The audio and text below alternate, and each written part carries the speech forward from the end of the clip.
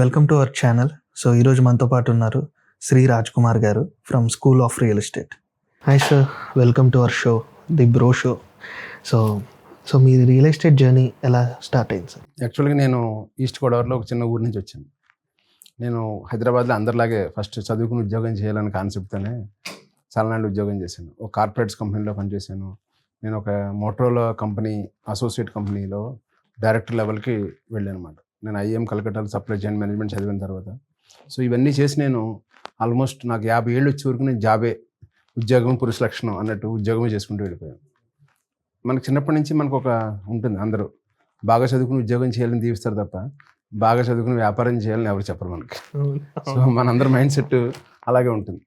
ఆ మైండ్ సెట్తో మనం ఉద్యోగాలు చేసుకుంటూ వెళ్తే ఒక స్టేజ్లో అంటే మనం ఎందుకు పని చేస్తున్నాము, ఒక ఇంత కష్టపడి ఏంటి సాధించాలి, పొద్దున్న మార్నింగ్ 7 o'clock నుంచి రాత్రి 10 గంటల వరకు పని చేయాలి, ఒక 4-5 లక్షల రూపాయల శాలరీ వస్తుంది, సో దీనికోసం ఇంత కష్టపడాలన్న ఆలోచన వచ్చినప్పుడు నేను సంపాదించిన డబ్బులు కూడా నేను ఎక్కడైనా ఇన్వెస్ట్ చేయాలంటే ఒక రియల్ ఎస్టేట్లో ఏజెంట్లు, బ్రోకర్లు ఇలాంటివి కనపడుతూ ఉంటారు. అంటే ఒక ట్రస్టెడ్ సిస్టమ్ లేదు.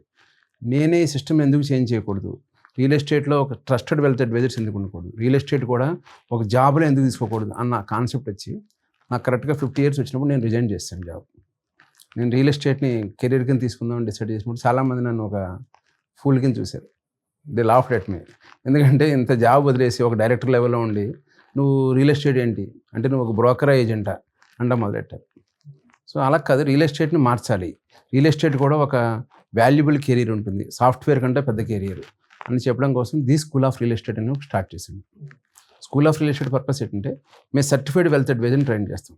అంటే ఒక వెల్త్ అడ్వైజర్ ఎట్లా ఉండాలి, వాళ్ళ క్వాలిటీస్ ఎట్లా ఉంటాయి, ఒక వెంచర్ ఎలా అమ్మాలి, కస్టమర్తో ఎలా మాట్లాడాలి, కస్టమర్కి నిజాయితీ ఎలాగా ఉండాలి, కస్టమర్తో ఒక సిస్టంలో ట్రస్ట్ ఎలా ఉండాలి, ప్రాసెస్ ఎలా ఉండాలి, ఇట్లాంటివన్నీ మేము నేర్పుతూ స్కూల్ ఆఫ్ రియల్ ఎస్టేట్ ఇప్పుడు 5,000 మందిని ట్రైన్ చేసాం. 2022లో స్టార్ట్ చేసాం. 2025కి 5,000 మందిని మేము రెడీ చేసాం. అంటే ఒక ట్రస్టెడ్ వెల్త్ అడ్వైజర్స్. మీరు ఒక కారు కొన్నప్పుడు షోరూమ్కి వెళ్ళి కారు కొంటారు, హ్యాపీగా 25,000 50,000 డిస్కౌంట్ ఇస్తాడు, హ్యాపీగా వచ్చేస్తాడు. భూమి కొంటే అలా కొనలేరు మీరు. భూమి కొంటే మీ తమ్ముడు చెప్పినా కూడా, మీ అన్నయ్య చెప్పినా కూడా నీకు ఎంత కమిషన్ వచ్చిందని అడుగుతారు. కరెక్ట్? ఎందుకంటే మనం నమ్మం సిస్టమ్ని. మీరు ఎప్పుడైనా కారు షోరూంలో వెళ్ళి ఆ కార్ షోరూమ్ ఓనర్ని కానీ లేదంటే సేల్స్ ఎగ్జిక్యూటివ్ నీకు ఎంత కమిషన్ వచ్చిందని అడుగుతారా?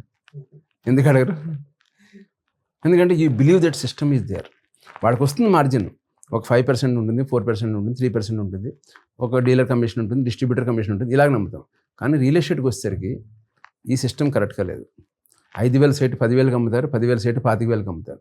సో ఇలా కాకుండా ఒక ట్రస్టెడ్ ప్రాసెస్ ఉండాలి. కంపెనీస్కి మేము ట్రైన్ చేస్తాం, కస్టమర్ని ట్రైన్ చేస్తాం, ఏజెంట్లు ట్రైన్ చేస్తాం. School of real estate purpose is that we wanted to create a trusted wealth advisers in this field.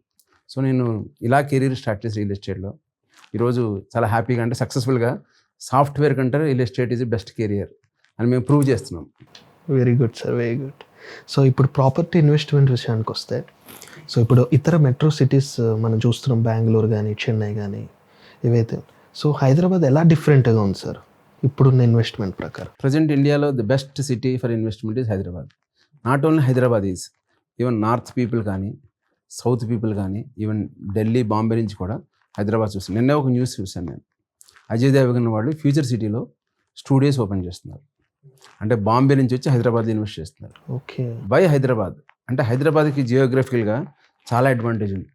మనకు సెంటర్ ఆఫ్ ది ఇండియాలో హైదరాబాద్ ఉంది. దక్కన్ పీఠభూమి అనేది హైదరాబాద్ మనకు సెంటర్లో ఉంది ఆల్మోస్ట్. యాక్చువల్గా హైదరాబాద్ని సెకండ్ క్యాపిటల్ అని మాట్లాడేది కూడా అందుకునే. అంటే హైదరాబాద్కు ఉన్న అడ్వాంటేజ్ ఏంటంటే చుట్టుపక్కల చాలా ల్యాండ్ ఉంది. హైదరాబాద్ అప్ టు 100 kilometers వెళ్ళిపోయినా కూడా 4 వైపులు వెళ్ళే ఛాన్స్ ఉంది. బాంబేకి ఆ ఛాన్స్ లేదు, ఢిల్లీకి ఆ ఛాన్స్ లేదు, చెన్నైకి లేదు, లేదంటే బెంగళూరుకి లేదు. కానీ హైదరాబాద్కి ల్యాండ్స్ చాలా అవైలబుల్ ఉన్నాయి. హైదరాబాద్ చుట్టూ 100 kilometers వరకు వెళ్ళినా కూడా మీకు ఏ సైడ్ అయినా వెళ్తుంది. ఇప్పుడు వికారాబాద్ సైడ్ ల్యాండ్ ఉంది, ఇటు సైడ్ శ్రీశైలం రోడ్ సైడ్ అండి, విజయవాడ సైడ్ ఉంది ల్యాండ్, సంగారెడ్డి సైడ్ ఉంది. సో ప్రతి చోట వెళ్ళొచ్చు మనం. సో హైదరాబాద్కి ఆ ఛాన్స్ ఉంది. ఇప్పుడు ఒకప్పుడు హైదరాబాద్లో అంటే హైదరాబాద్ అనే పూర్వం ఉండేది, తర్వాత హైదరాబాద్ సికింద్రాబాద్ అయింది, తర్వాత హైదరాబాద్ సికింద్రాబాద్ సైబరాబాద్ అయింది, ఇప్పుడు హైదరాబాద్ సికింద్రాబాద్ సైబరాబాద్ ఫ్యూచర్ సిటీ అవుతుంది. అంటే ఇప్పుడు Hyderabad is going to be 4 cities, 4 సిటీలు కాబోతుంది. సో హైదరాబాద్కి ఉన్న ఆపర్చునిటీ ఏ దేశంలో ఏ నగరానికి లేదు. ప్లస్ హైదరాబాద్కి ఉన్న ఇన్ఫ్రాస్ట్రక్చర్ కానీ, హైదరాబాద్లో ఉన్న సాఫ్ట్వేర్ కంపెనీలు కానీ, హైదరాబాద్లో ఉన్న మ్యానుఫ్యాక్చరింగ్ కంపెనీస్ కానీ, ఫార్మా కానీ, సాఫ్ట్వేర్ కానీ, everywhere Hyderabad is developing. So Hyderabad is the best investment. ఎందుకంటే బాంబేలో you cannot buy any plot or even open land కొనలేం, ప్లాట్ కొనలేం. బాంబే ఈజ్ ఆల్రెడీ పీక్ అయిపోయింది. ఢిల్లీ కుదరదు, ఢిల్లీ కూడా ఆల్రెడీ లిమిటెడ్ ఏరియా ఉంది. వేరేజ్ హైదరాబాద్ ఒకటే ఛాన్స్ ఉంది. ఎవరైనా ఇన్వెస్ట్మెంట్ చేయాలంటే హైదరాబాదు, తెలంగాణ, ఆంధ్ర నుంచే కాదు, హైదరాబాద్కి బయట నుంచి వచ్చి కూడా ఇన్వెస్ట్ చేస్తున్నారు. ఇప్పుడు నార్త్ నుంచి వచ్చి జాబులు చేసి వాళ్ళందరూ హైదరాబాద్లోనే అపార్ట్మెంట్లు కొంటున్నారు, హైదరాబాద్లోనే వాళ్ళు ఇల్లు చేసుకుంటున్నారు. సో హైదరాబాద్కి అలాంటి ఆపర్చునిటీస్ చాలా ఉన్నాయి. Okay okay. అండ్ ఇప్పుడు మనం చూసుకుంటే హైదరాబాద్ సార్ ఏ డైరెక్షన్లో ఎక్కువ గ్రోత్ ఉంటుంది సార్? Good question. యాక్చువల్గా ఎనీ ప్లేస్ హైదరాబాద్ మొంటర్కి వెస్ట్ డైరెక్షన్ బాగా వెళ్ళింది. ఇప్పుడు మనకు చూసి నానక్రామ్ కూడా కానీ ఇవన్నీ వెస్ట్ డైరెక్షన్లో బాగా వెళ్ళింది ఒకప్పుడు. ఇప్పుడు వెస్ట్ కోకాపేట కానీ ఇవన్నీ కానీ ఒకప్పుడు కరోనా ముందర కోకాపేటలో 5,000కి 10,000కి గజం దొరికేది, ఈరోజు 1,50,000 అయిపోయింది. రైట్, 1,50,000 2 లక్షలు అయిపోయింది. సో అంటే ఈ ఏరియా అంతా ఓవర్ క్రౌడ్ అయిపోయింది. ఇప్పుడు ఇన్వెస్ట్ చేయాలంటే హైదరాబాద్ సౌత్ ఈజ్ బెస్ట్. ఇప్పుడు ఎయిర్పోర్ట్ దగ్గర నుంచి ఇప్పుడు ఫ్యూచర్ సిటీ మాట్లాడుతున్నారు గవర్నమెంట్. అంటే ఒక ఊరు కొత్తగా ఏర్పడబోతుంది. ఎయిర్పోర్ట్ నుంచి శ్రీశైలం రోడ్డు కానీ, బెంగళూరు హైవే కానీ, లేదంటే వికారాబాద్ హైవే కానీ, ఇట్లాంటివన్నీ ఇప్పుడు వెస్ట్ నుంచి టువర్డ్ సౌత్. మీరు ఎక్కడైనా చూసుకోండి ప్రపంచంలో ఏ సిటీ అయినా సరే సౌత్ సైడ్ బాగా డెవలప్ అవుతుంది. Any city you take it, ప్రపంచంలో ఏ ఊరైనా సరే సౌత్ సైడ్ బాగా డెవలప్ అవుతుంది. మనకు హైదరాబాద్ ఫస్ట్ వెస్ట్ అయింది, ఇప్పుడు సౌత్కి ఛాన్స్ ఉంది. సో వికారాబాద్ ఏరియా కొన్ని బాగా డెవలప్ అవుతుంది. ఎందుకంటే ఇప్పుడు చేవెళ్ళ, మొయినాబాద్ ఇదంతా 111 జీవోలో ఉంది. దాని తర్వాత మళ్ళీ వికారాబాద్ వరకు శంకరపల్లి, వికారాబాద్ ఈ ఏరియా అంతా బాగా డెవలప్ అయ్యే ఛాన్స్ ఉంది. నెక్స్ట్ ఇటు సైడ్ శ్రీశైలం హైవే బాగా డెవలప్ అయ్యే ఛాన్స్ ఉంది. సో ప్రజెంట్ హైదరాబాద్ చూసుకుంటే సౌత్ అండ్ వెస్ట్ మధ్యలో హైదరాబాద్ డెవలప్ అయ్యే ఛాన్స్ ఉంది. సార్ ఇందాక అన్నట్టు కోకాపేట్ కానీ, గచ్చిబౌలి కానీ అండ్ ఫైనాన్షియల్ డిస్ట్రిక్ట్ కానీ ప్రైసెస్ అక్కడ ల్యాండ్ ప్రైసెస్ ఎందుకు సార్ అంత హై ఉన్నాయి? మీరు నాకు బాగా గుర్తు, తులసి సినిమా చూసారు మీరు? 2008లో ఎప్పుడు వచ్చినట్టుంది తులసి సినిమా. తులసి సినిమా చూసినప్పుడు అందులో కోకాపేట అంటే అని చెప్పి ఝాన్సీ క్యారెక్టర్. అప్పట్లో కోకాపేటలో ఎకరం ₹1,00,00,000 పెరిగితే అది చాలా న్యూస్ అయిపోయింది. రైట్, ఎకరం ₹1,00,00,000 పెరిగితే అది చాలా కోకాపేటలో అంటే రిచ్ అయిపోయారు జనం, చిన్న చిన్న పీపుల్ అందరూ కూడా బాగా రిచ్ అయిపోయారు. అదే కోకాపేటలో ఆ రోజు కనుక ఎకరం ₹1,00,00,000 కొనుక్కుని ఉంటే ఈరోజు వాళ్ళ డబ్బులు ఎంత? కోకాపేటలో 100 కోట్లు ఈరోజు. అంటే 2008 నుంచి 2025 లోపు ₹1,00,00,000 100 కోట్లు అయింది. సో మనందరూ ఏం చేస్తుంటే రియల్ ఎస్టేట్ని అయ్యి బాబు ఇప్పుడు ఎక్కువ అనుకుంటాం. ఈరోజు బాంబేలో మొన్న ఒక న్యూస్ చదివాను, కొటక్వాడలో ఒక అపార్ట్మెంటు, ఒక 1,500 4,000 గజాలు ఉన్న అపార్ట్మెంట్ని 400 కోట్లు కొన్నారు. రైట్, అంటే బాంబే ఆల్రెడీ ఆ రీచ్ అయిపోయింది. రైట్, సో హైదరాబాద్కి కూడా ఛాన్స్ ఉంది. ఈరోజు ఎక్కువ తక్కువ అని ఎక్కడ లేదు. ల్యాండ్ కొనడం important. Land is remain same. ఇప్పుడు 1947లో ఎంత ల్యాండ్ ఉంది ఇండియాలో, 2024లో కూడా అంత ల్యాండ్ ఉంటుంది. రైట్, భూమి ఎప్పుడు కాన్స్టెంట్. నాసా వాళ్ళు కొత్తగా భూమిని కనుక్కున్నారు, ఒక 100 గజాలు చేశారని ఎక్కడ మనం వెళ్ళలేదు. రైట్, ఎందుకంటే భూమి కాన్స్టెంట్, కానీ మన పీపుల్ పెరుగుతున్నాం. సో భూమికి ఎప్పుడు వాల్యూ ఉంటుంది. ఇప్పుడు కోకాపేటలో అంత ఎందుకు పెరిగింది అంటే ఇప్పుడు అటు సైడ్ ఇప్పుడు అదే చెప్తున్నాయి, ఇండస్ట్రీస్ పెరుగుతున్నాయి. ఫైనాన్షియల్ సిటీ నెక్స్ట్ 2 వచ్చేది, నియోపోలిస్ వస్తుంది. సో దీని వలన ఇండస్ట్రీస్ పెరుగుతున్న వలన కోకాపేటలో అది దగ్గరగా ఉంది, హైటెక్ సిటీకి దగ్గరగా ఉంది. సో ఒక 1/2 అవర్ డ్రైవ్లో ఉంది. మొకిలా, కోకాపేట, గండిపేట ఇవన్నీ ఏరియాలు ఒకప్పుడు ఎందుకు పనికిరావు. ఎవరికి నా చిన్నప్పుడు వాషింగ్ పార్క్ వెళ్ళాలంటే చాలా దూరం హైదరాబాద్. ఇప్పుడు వాషింగ్ పార్క్ మా ఇంటి పక్కన ఉంది. రైట్, వాషింగ్ పార్క్ అంటే దగ్గర అయిపోయింది. సో ఇప్పుడు సేమ్ థింగ్ విల్ హ్యాపెన్. హైటెక్ సిటీ నుంచి ఎంత దూరం ఉంది, ఇప్పుడు ఇక్కడ ఎక్కువ ఉంది. కాబట్టి ఇప్పుడు రైట్ ఇన్వెస్ట్మెంట్ చేయాలంటే శ్రీశైలం రోడ్లో కొనుక్కోవాలి. ఎందుకంటే సేమ్ ఓఆర్ఆర్ ఉంది. హైటెక్ సిటీ నుంచి కోకాపేట అంత దూరము, హైటెక్ సిటీ నుంచి కుకట్పల్లి అంత దూరము, హైటెక్ సిటీ నుంచి కందుకూరు కూడా అంతే దూరం.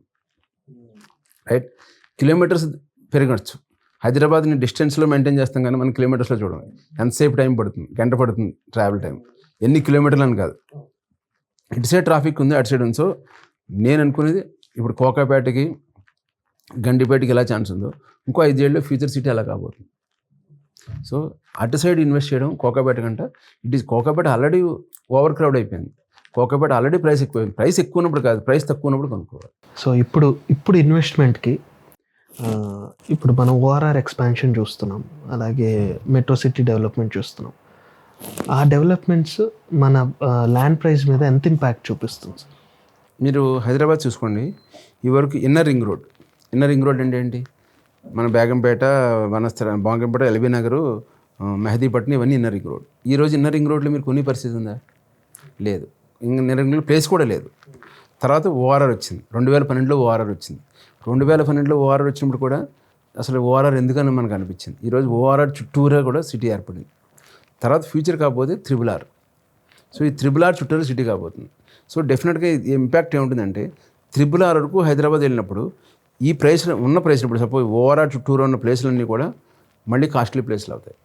సో త్రిబుల్ ఆర్కి ఒక 10 ఏళ్ళ వరకు త్రిబుల్ ఆర్ అయ్యి త్రిబుల్ ఆర్కి యాక్టివిటీస్ అయ్యేలోపు 10 ఇయర్స్లో ఈరోజు ఇక్కడ వరకు ఓఆర్ఆర్లో ఈరోజు ఎంత ఉందో 2030, 2032 త్రిబుల్ ఆర్లో అంత ప్రైస్ ఉంటుంది. సో హైదరాబాద్కి ఛాన్స్ ఏంటంటే త్రిబుల్ ఆర్ కూడా చాలా మంచి ప్రాజెక్ట్ పెట్టారు. హైదరాబాద్ 100 కిలోమీటర్లకు హైదరాబాద్ ఉంటుంది త్రిబుల్ ఆర్ చుట్టూరా. ఈ త్రిబుల్ ఆర్ నుంచి ఓఆర్ఆర్ కనెక్టివిటీ రోడ్లు ఉన్నాయి. దీని వల్ల డిస్టెన్స్ మ్యాటర్ అవుతుంది జనంకి. గండి ఇప్పుడు కోకాపేట నుంచి మనకి హైటెక్ సిటీ రావడానికి ఎంత టైం పడుతుందో రేపు ఫ్యూచర్లో కూడా ఈవెన్ కందుకూరు నుంచి హైటెక్ సిటీ రావడానికి కానీ లేదంటే వికారాబాద్ నుంచి హైటెక్ సిటీ రావడానికి కూడా అదే పడుతుంది ఓఆర్ఆర్ త్రిబుల్ ఆర్. సో డెఫినెట్గా ఇంపాక్ట్ ఉంటుంది. దీని వల్ల హైదరాబాద్ డెవలప్ అయ్యే ఛాన్స్ ఎక్కువ ఉంటుంది. ఇంకా బాగా డెవలప్ అవుతుంది. పీపుల్ ఎక్కడైనా కొనే ఛాన్స్ ఉంటుంది. ఇప్పటికేంటి ఇక్కడే కొనాలని ఉంది. ఇప్పుడు ఎక్కడైనా కొనుక్కోవచ్చు. ఈ ఏరియాలో కొనుక్కుంటే బాగుంటుంది. గ్రోత్ ఏరియాస్ ఇవి, దగ్గరగా ఉన్న ఏరియాస్ ఇవి, డెవలప్డ్ ఏరియాస్ ఇవి. సో ఫ్యూచర్ సిటీలో కూడా గవర్నమెంట్ చాలా ఇప్పుడు నిన్నే పేపర్లో చదివాం ఫ్యాబ్ సిటీలో సాఫ్ట్వేర్ కంపెనీస్ ఇస్తున్నారని చెప్పి. దీనివల్ల నా ఏరియా అంతా మళ్ళీ కొత్త ఫ్యాబ్ సిటీ ఏర్పడుతుంది. ఇప్పుడు కొత్తగా గచ్చిబౌలి ఏర్పడతాయి. సో ఇలాంటివి దీనివల్ల హైదరాబాద్కి చాలా ఆపర్చునిటీస్ ఉన్నాయి. సో ఇప్పుడు మీరు చెప్పినట్టు సార్ ఓఆర్ఆర్ లోపల కానీ ప్రైజెస్ హై అయినాయి అండ్ త్రిబుల్ ఆర్ లోపల it will be that much high prices అండి.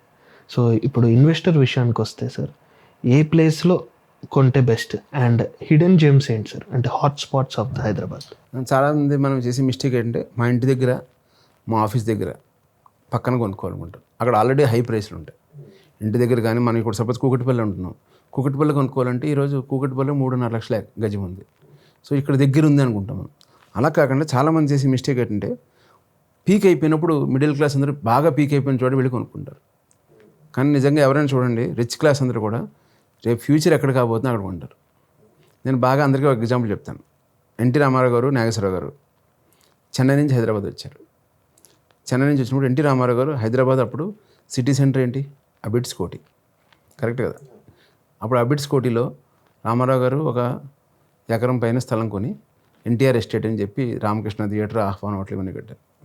సేమ్ టైము నాగేశ్వరరావు గారు రామారావు గారు పెట్టిన దాంట్లో 10వ వంతు ప్రైస్ పెట్టి జూబ్లీహిల్స్లో కొండల్లో కొన్నారు. రైట్? అప్పుడు జూబ్లీహిల్స్ ఏమీ లేదు అసలు. జూబ్లీహిల్స్ అన్నపూర్ణ స్టూడియోస్ అంటే కొండలు, గుట్టలు. నాగేశ్వరరావు ఎందుకు కొన్నారనుకున్నారు. కానీ ఈరోజు అది హాట్ స్పాట్. రైట్? అబిడ్స్ కంటే ఎక్కువ జూబ్లీహిల్స్లో పెరిగింది. ఈయన పెట్టిన డబ్బులకి చాలా వాల్యూ వచ్చింది. సేమ్ టైం మళ్ళీ జూబ్లీహిల్స్, బంజారాహిల్స్ పెరిగిన తర్వాత కోకాపేటలో జూబ్లీహిల్స్ గజం ₹1,00,000 ఉన్నప్పుడు కోకాపేటలో 5,000 ఉండేది.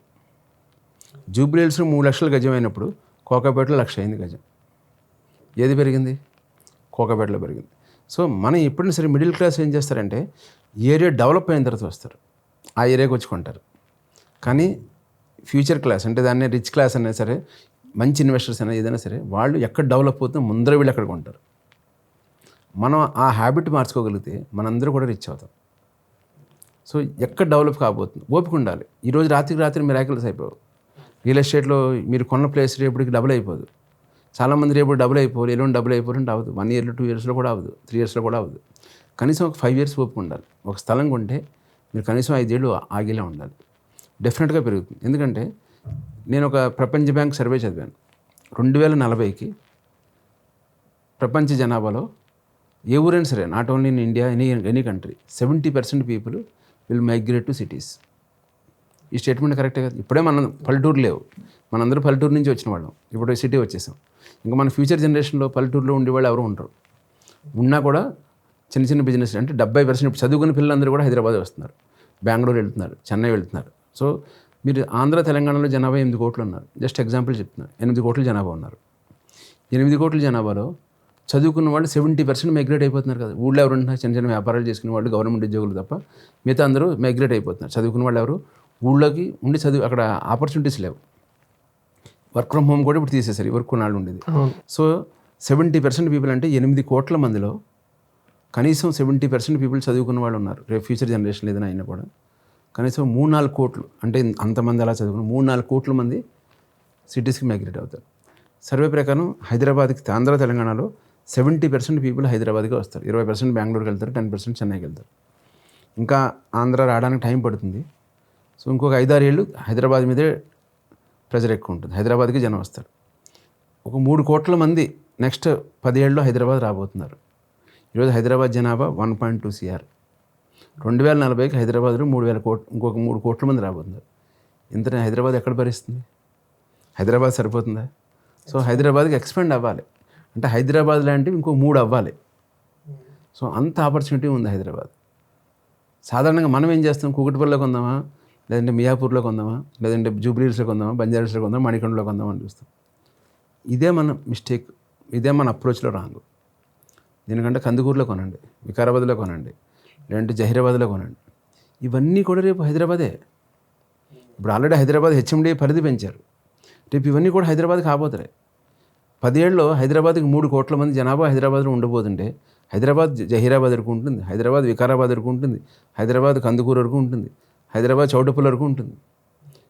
ఇది ఊహించగలగాలి. మంచి ప్లేస్ చూసుకోండి, మంచి కంపెనీ చూసుకోవాలి, మంచి హైవే ఫేసింగ్ చూసుకోవాలి, కొంటే ఆటోమేటిక్గా డబ్బులు వస్తాయి. మన మైండ్ సెట్ చేంజ్ చేసుకోవాలి. మిడిల్ క్లాస్ నుంచి రిచ్ క్లాస్ మైండ్ సెట్కి వెళ్ళాలంటే దూరంగా కొనాలి. సో ఇప్పుడు మీరు చెప్పినట్టు సార్, మన శోభన్ బాబు గారి గురించి చాలా చోట్ల వింటున్నాం, యూట్యూబ్లో కానీ ఎక్కడ కానీ, చెన్నైలో బాగా కొన్నారని చెప్పేసి, సో కొన్ని క్రోర్స్ ఆఫ్ రూపీస్ ఇన్వెస్ట్ చేశారని చెప్పేసి. సో ఇప్పుడు హైదరాబాద్ని ఆ విధంగా చూడొచ్చా? ఎక్కడైనా ఎప్పుడైనా సరే, నాట్ ఓన్లీ శోభన్ బాబు గారు అవని, మురళీమోహన్ గారు అవని, వీళ్ళందరూ ఎవరైనా సరే వాళ్ళు ఊరు అవతలు కొన్నవాళ్ళే. జయసుధ గారు ఒక ఇంటర్వ్యూలో చెప్పారు, శోభన్ బాబు గారు నాకు ఎక్కడో చూసుకోవడం డంపింగ్ యార్డ్ చూపించుకోనమని చెప్పారు. నేను కొనలేదు ఆ రోజు. ఈరోజు అదే అన్నానగర్ అయింది. చెన్నైలో అన్నానగర్ అంటే చాలా సెంటర్ అది, రైట్? సేమ్ ఇప్పుడు కూడా అంతే. ఒకప్పుడు మురళీమోహన్ గారు ఇక్కడ కొన్నారు, హైటెక్ సిటీ దగ్గర కొన్నారు, రైట్? స్థలాలన్నీ అక్కడ హైటెక్ సిటీ వెనకాల కొన్నారు, కొండాపూర్లో కొన్నారు. మనందరూ హైటెక్ సిటీ కట్టినప్పుడు 2002 మనందరికీ తెలుసు. హైటెక్ సిటీ అంటే ఒక బిల్డింగ్ అనుకున్నాం, రైట్? దాని చుట్టుపక్కల కొన్నారు. కానీ అదే టైంలో నార్సింగ్లో కొన్నా కూడా, గచ్చిబౌలిలో కొన్నా కూడా, కొండాపూర్లో కొన్నా కూడా, ఈవెన్ మణికొండలో కొన్నా కూడా, ఇవన్నీ పెద్ద పెద్ద ఏరియాలు అయిపోయాయి. అంటే హైటెక్ సిటీ అంటే ఆ బిల్డింగే కాదు, it is a industry.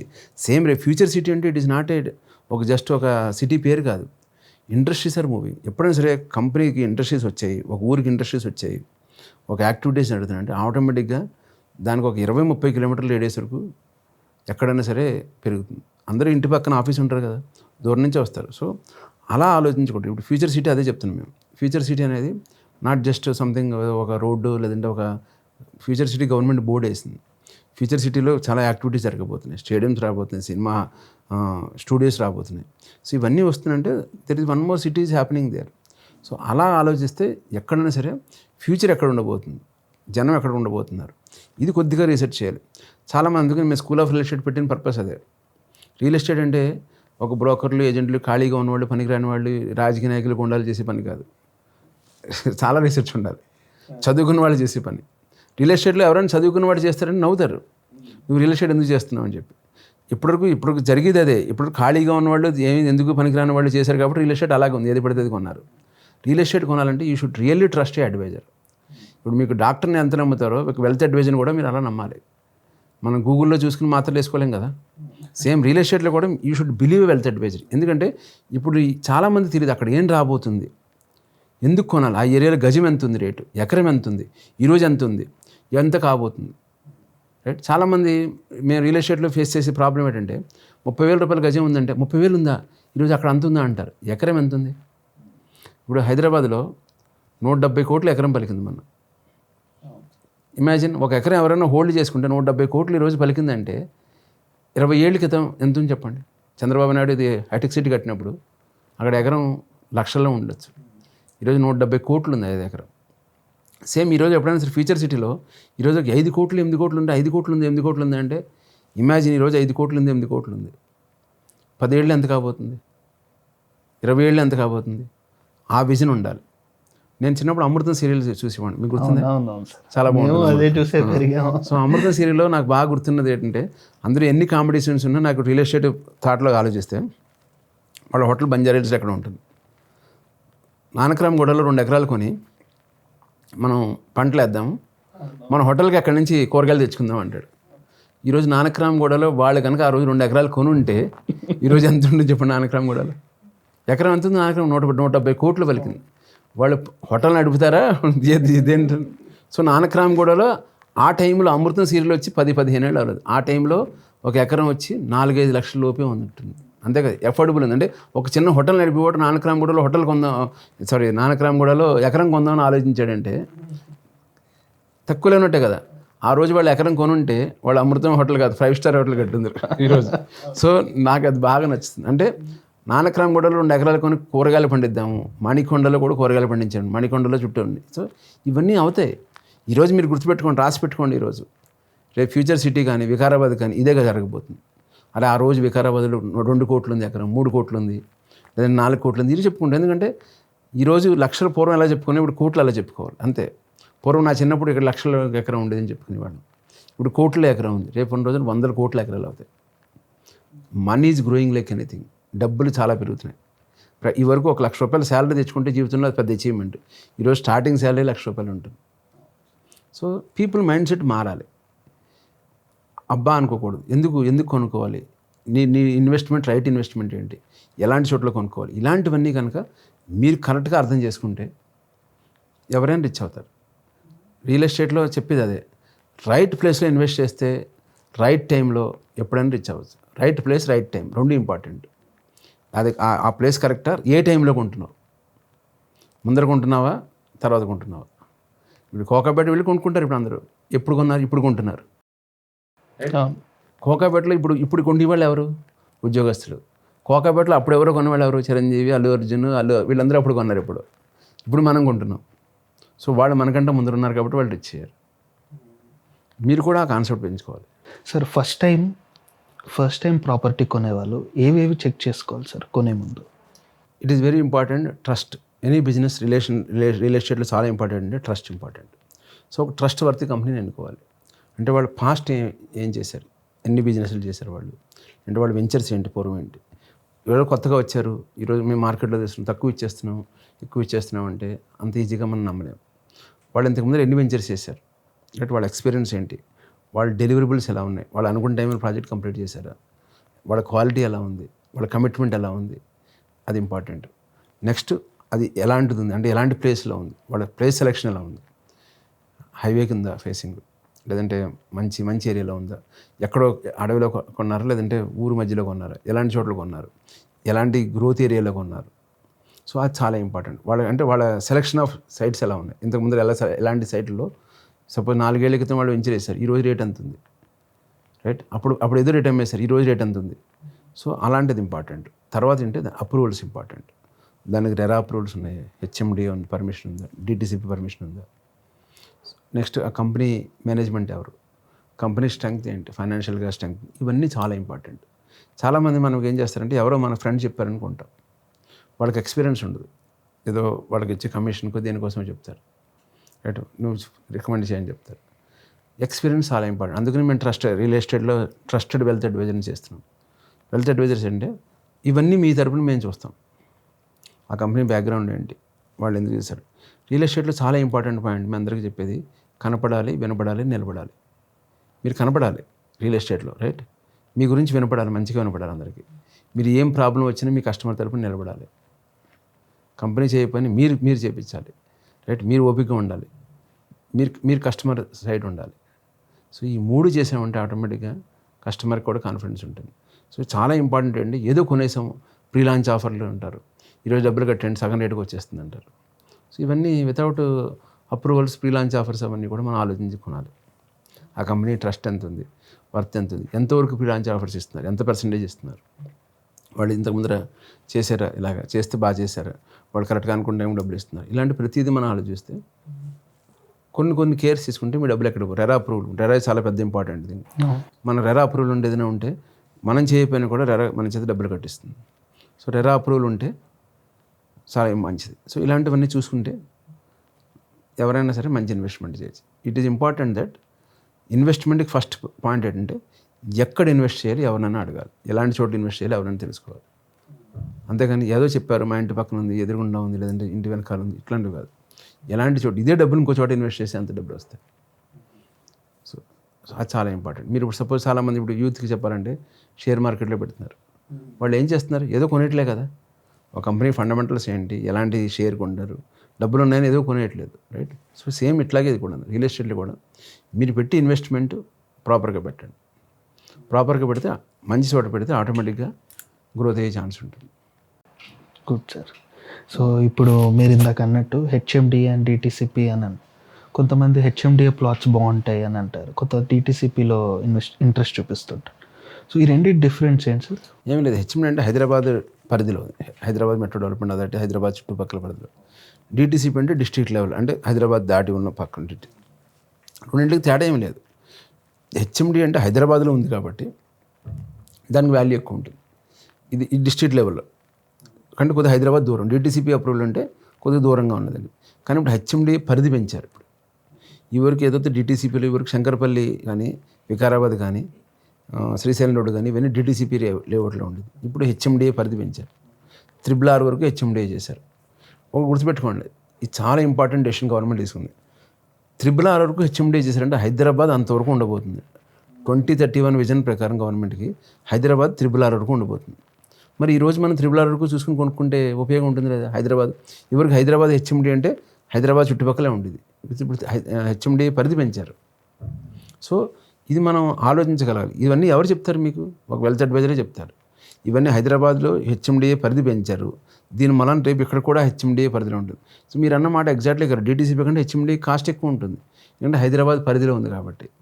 So మనకి ఇప్పుడు హైదరాబాద్ పరిధి పెంచారు, అది తెలుసుకుని ఇన్వెస్ట్ చేస్తే రేపు డిటిసిపి వెంచరైనా సరే హెచ్ఎండిఏ వెంచర్ కాబోతుంది కాబట్టి అలాంటి చోట్ల ఇన్వెస్ట్ చేస్తే మంచిది. ఓకే సార్, ఇప్పుడు మనం డిస్కస్ చేసినట్టు హైదరాబాద్ అనేది ఎక్స్పాండ్ అవుతుంది బాగా.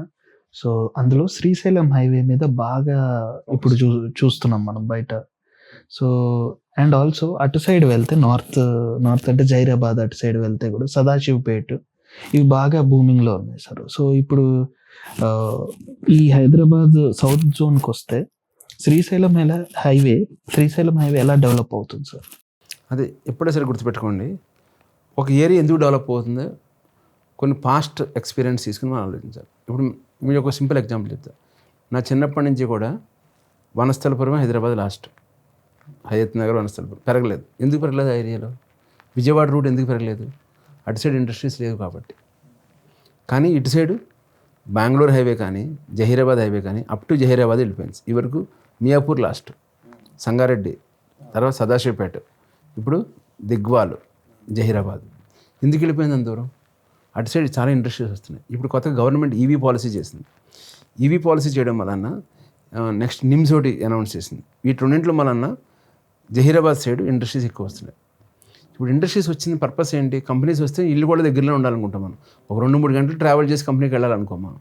సో కంపెనీస్ రావడం వలన ఆ ఏరియా అంతా డెవలప్ అవుతుంది. So up to Zaheerabad industrial corridor కాబోతుంది. సో దీని వలన జహీరాబాద్ హైవే బాగా ఉంటుంది. సేమ్ ఇటు సైడ్ శ్రీశైలం రోడ్డు చెప్పారు. శ్రీశైలం రోడ్లో ఈ వరకు తుక్కుగూడ, రైట్, మన ఎగ్జిట్ 14 తుక్కుగూడ అంటే అర్థం ఏంటి చెప్పండి? వన్స్ అప్ అనేది తుక్కుగూడ, అది మన స్క్రాప్ యార్డ్ అది, రైట్. ఈరోజు తుక్కుగూడలో ఒక విల్లాస్ ఎంత కాస్ట్ ఉన్నాయి? 5 కోట్ల నుంచి 22 కోట్లు ఉన్నాయి విల్లాస్. తుక్కుగూడలో 20 కోట్లు కూడా విల్లాస్ అమ్మిన రోజులు ఉన్నాయి. పెద్ద పెద్దవి వెంచర్స్, 1 acres వెంచర్స్ అట్లా 5 కోట్లు మినిమం ఉంది విల్లా. ఎందుకు అంత కాస్ట్ ఉందంటే ఫ్యాబ్ సిటీ ఉంది అక్కడ, మైసూర్ ఇండస్ట్రియల్ జోన్ ఉంది, నెక్స్ట్ ఇప్పుడు కొత్తగా ఫ్యూచర్ సిటీ రాబోతుంది. వీటిలన్నింటి వలన ఇక్కడ చాలా బిజినెస్ ఆపర్చునిటీస్ ఏర్పడతాయి. ఒక కంపెనీ వచ్చిందంటే it is not just company.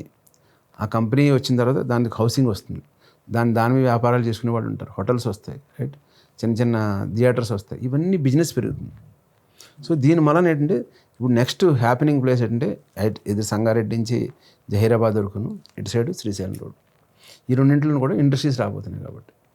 So ఈ ఫోకస్ ఏరియాస్లో ఇప్పుడు ఇన్వెస్ట్ చేస్తే 5 నుంచి 10 ఏళ్ళలోపు మీరు కనీసం ₹1,00,000 గజం అయినా ఆశ్చర్యం లేదు. ఈరోజు 30,000, 20,000 రూపాయల గజం ఉన్నా కూడా ₹1,00,000 గజం కాబోతుంది 5 నుంచి 10 ఏళ్ళలోపు.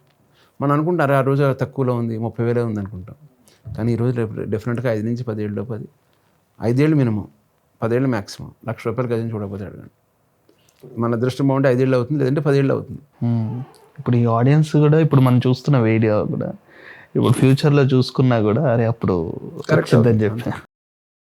సో ఇప్పుడు హైదరాబాద్లో ప్లాట్ కొనడం బెటరా సార్ ఆర్ ఫ్లాట్ కొనడం బెటరా?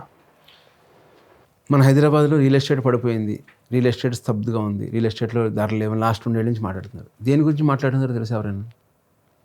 ఎందుకంటే హైదరాబాద్ ఇన్వెంటరీ ఎక్కువైపోయింది. ఏ ఇన్వెంటరీ ఎక్కువైపోయింది? ఫ్లాట్స్ ఇన్వెంటరీ ఎక్కువైపోయింది.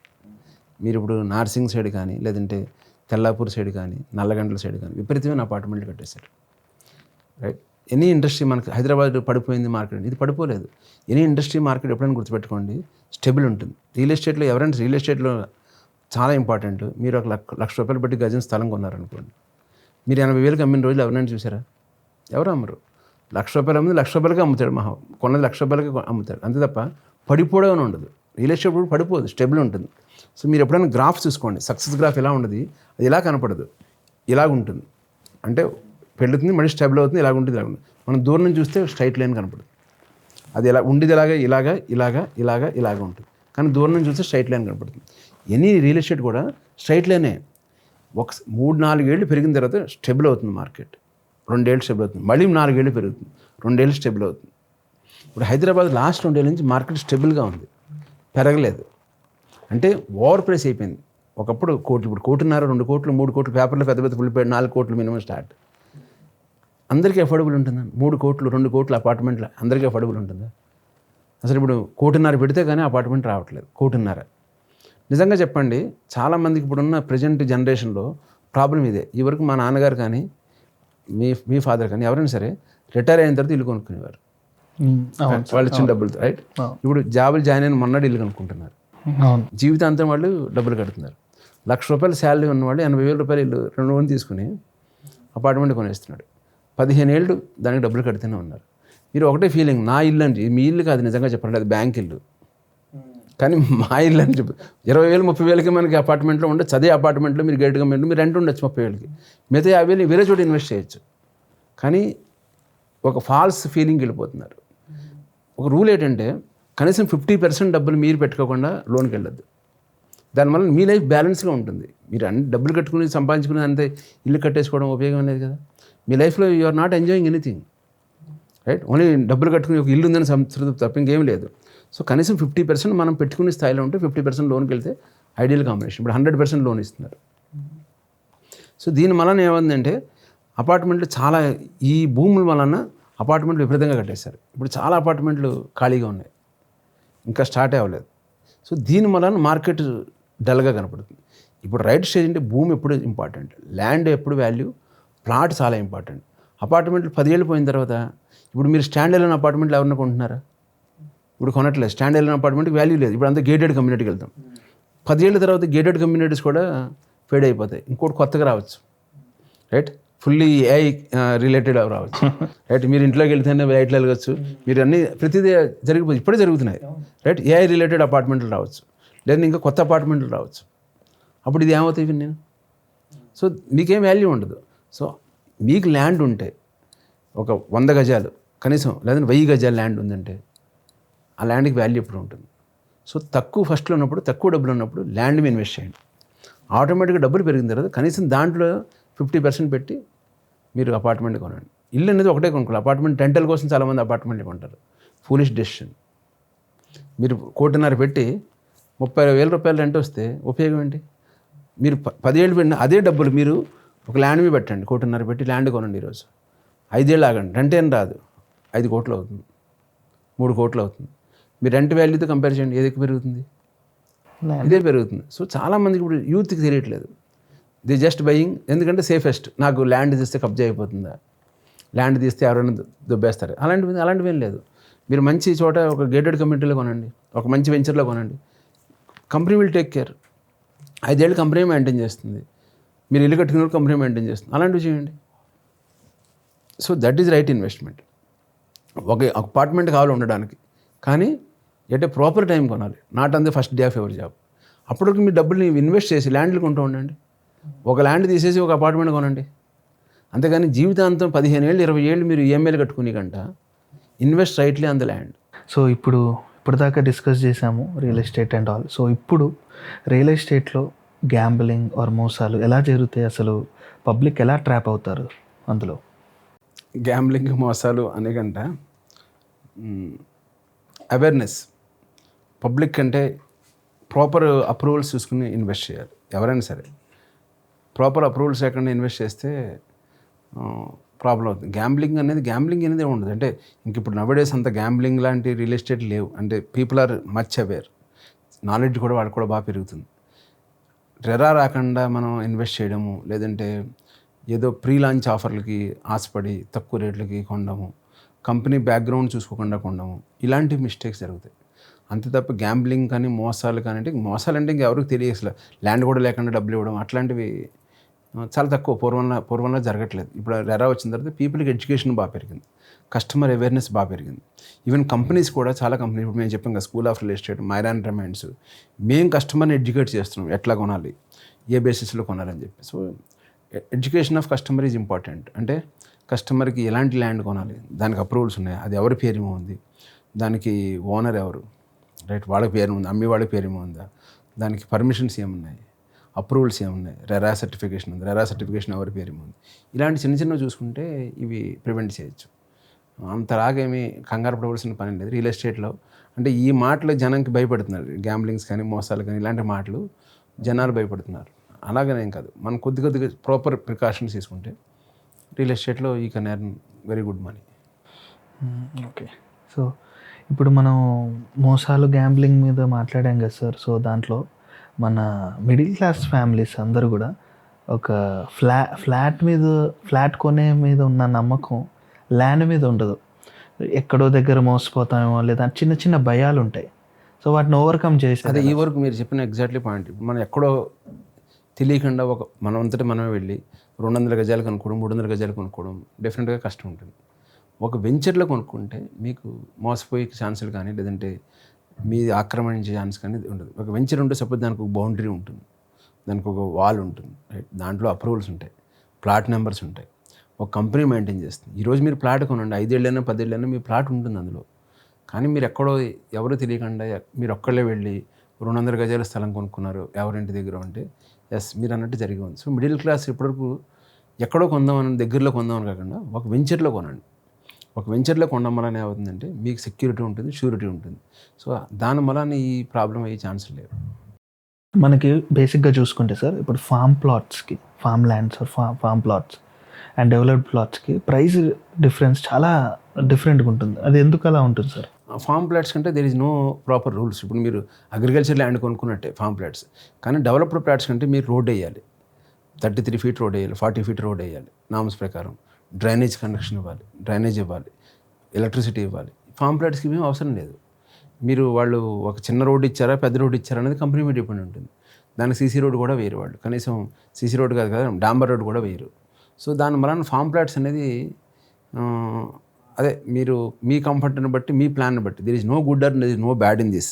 కానీ వాళ్ళు చూసుకోవాల్సింది ఏంటంటే వాళ్ళ రిక్వైర్మెంట్ ఏంటి. ఓకే, ఫామ్ ప్లాట్స్ వాళ్ళు కొనుక్కున్నా కూడా దాని చుట్టూ వాళ్ళు బౌండరీ వేసుకున్నారు, వెళ్ళి అప్రోచ్ ఉందా, కొన్ని ఇవన్నీ యాడ్ అవుతాయి తర్వాత వాళ్ళకి. అదే మీరు అప్రూవ్డ్ ప్లాట్లు కొనుక్కుంటే ఇవన్నీ company will take care. Road వేసే బాధ్యత కంపెనీది, మీకు డ్రైనేజ్ కనెక్షన్ ఇచ్చే బాధ్యత కంపెనీది, ఎలక్ట్రిసిటీ బాధ్యత కంపెనీది. సో ఇలాంటివన్నీ కంపెనీ ఉంటాయి కాబట్టి దాని ప్రైస్ డెఫినెట్గా ఎక్కువ ఉంటుంది. ఎందుకు మీరు ఒక లేఅవుట్ వేసారంటే రోడ్లకి మనకి 55% కంటే మనం లేఅవుట్ అమ్మలేము. ఒక 4,240 గజాలు ఒక ఎకరం ఉంటే 2,600 2,700 గజాలు వస్తుంది అమ్మీ ప్లాట్. మిగతావన్నీ కామన్ ఏరియాస్ పోతాయి. కానీ ఫామ్ ప్లాట్స్కి ఆ రూల్ ఏమీ లేదు. 4,240 గజాలు ఎకరం ఉంటే 4,000 వాడు కూడా అమ్ముతారు వాడు. ఎందుకంటే ఒక రోడ్డు వదిలేస్తే చాలు, 2 రోడ్డు వదిలేస్తే చాలు. సో అలాంటి చోట్ల మీకు తక్కువ రేట్లు కనపడతాయి. సో ఇప్పుడు హైదరాబాద్లో ఇన్వెస్టర్స్కి ఆర్ మిడిల్ క్లాస్ ఫ్యామిలీకి నెక్స్ట్ హైటెక్ సిటీ ఏది సార్? నెక్స్ట్ హైటెక్ సిటీ ఆఫ్ హైదరాబాద్? ఫ్యూచర్ సిటీ, డౌట్ లేదు, ఫ్యూచర్ సిటీ. ఎందుకంటే నెక్స్ట్ హైటెక్ సిటీ అంటే ఒకటి గుర్తుపెట్టుకోండి, ఎందుకు ఫ్యూచర్ సిటీ నెక్స్ట్ హైటెక్ సిటీ కాబోతుంది. గవర్నమెంట్ 35,000 ఎకరాలు పూలింగ్ చేసింది. అంటే గవర్నమెంట్కి 18,000 ఎకరాలు, ఇంకో 18,000 ఎకరాలు పూలింగ్ చేసింది. ఆల్రెడీ 35,000 ఎకరాల్లో ఒక ఫ్యూచర్ సిటీని నిర్మించబోతుంది. అంటే it is equal to Amaravati. అమరావతికి 35,000 ఎకరాలు ఉంది, రైట్. అంటే అమరావతి రాజధానిని కట్టుతున్నప్పుడు మనం ఎంత ఫోకస్ పెడుతున్నామో ఇక్కడ ఇంకో ఫ్యూచర్ సిటీ ఏర్పడిపోతుంది. ఈ విజన్ మనకు ఉండాలి. హైదరాబాద్ ఫ్యూచర్ ఈ వరకు ముందర గవర్నమెంట్ ఉన్నప్పుడు కానీ ఈ గవర్నమెంట్ కానీ పేరు మార్చారు తప్ప ప్లేస్ మార్చలేదు. వాళ్ళు ఫార్మా సిటీ అని పెట్టారు, వీళ్ళు ఫ్యూచర్ సిటీ అని పెట్టారు, బట్ సేమ్ ప్లేస్. ఎందుకంటే గవర్నమెంట్ ఒక ల్యాండ్ ఉంది కాబట్టి రేపు ఫ్యూచర్లో ఏ ప్రాజెక్ట్ అయినా గవర్నమెంట్ ఒకటి గుర్తుపెట్టుకోండి, ఇన్వెస్ట్మెంట్ చేసేటప్పుడు మన గవర్నమెంట్ ల్యాండ్ ఎక్కడుంది, సో దాని పక్కన ఉంటే మనకు కూడా వాల్యూ ఉంటుంది. ఎందుకంటే వాల్యూ ఎందుకు ఉంటుంది, అక్కడ ఇండస్ట్రీస్ వస్తాయి. గవర్నమెంట్ ఏదో ల్యాండ్కి ఇప్పుడు సాఫ్ట్వేర్ ఇండస్ట్రీ, ఇప్పుడు రాయదుర్గంలో ఈరోజు మై హోమ్ భుజా ఉంది. మై హోమ్ భుజా అపార్ట్మెంట్ కాస్ట్ ఎంత, చాలా కాస్ట్లో ఉంది. ఇప్పుడు 8-10 కోట్ల రూపాయలు కూడా అక్కడ దొరకట్లేదు, రైట్?